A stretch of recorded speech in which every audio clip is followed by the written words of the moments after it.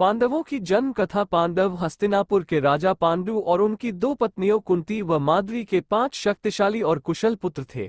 महाभारत में युधिष्ठिर, भीम, अर्जुन, नकुल और सहदेव, ये 5 पांडव सबसे अधिक सराहना के पात्र रहे हैं। इनके जन्म की कहानी न सिर्फ दिलचस्प है बल्कि हैरान कर देने वाली भी है। एक बार राजा पांडु अपनी पत्नियों के साथ शिकार करने के लिए जंगल में गए। राजा पांडु को वहां एक हिरण का जोड़ा दिखाई दिया जो एक दूसरे से बेहद प्यार करता था। जब राजा की नजर उस जोड़े पर पड़ी तो उन्होंने तीर निकालकर नर हिरण को निशाना बनाया और तीर छोड़ दिया। तीर सीधा हिरण की छाती में जाकर लगा। वह हिरण कोई और नहीं बल्कि हिरण के वेश में ऋषि किदंबा थे। उन्होंने पांडु को श्राप दिया कि वो जब भी किसी महिला के करीब जाएंगे तभी उनकी मृत्यु हो जाएगी।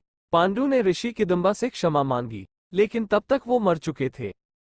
श्राप के कारण पांडु ने राज्य त्याग दिया और अपन पत्नियों से निवेदन किया कि वो वापस राज्य लौट जाएं, लेकिन उन्होंने मना कर दिया। कुंती और माद्री जंगल में राजा पांडु के साथ ही रहने लगी। उस समय उनकी कोई संतान नहीं थी। तब कुंती ने अपने पति को बताया कि उन्हें ऋषि दुर्वासा से वरदान मिला था कि वह किसी भी भगवान को बुलाकर उनसे एक शिशु को प्राप्त कर सकती है।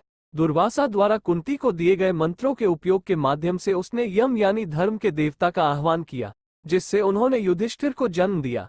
उसने फिर पवन देव से भीम, इंद्र देव से अर्जुन के रूप में एक और पुत्र प्राप्त किया। इस प्रकार उसके 3 पुत्र हो गए, लेकिन माद्री के एक भी पुत्र नहीं था। तब कुंती ने माद्री को भी मंत्र विद्या सिखाए।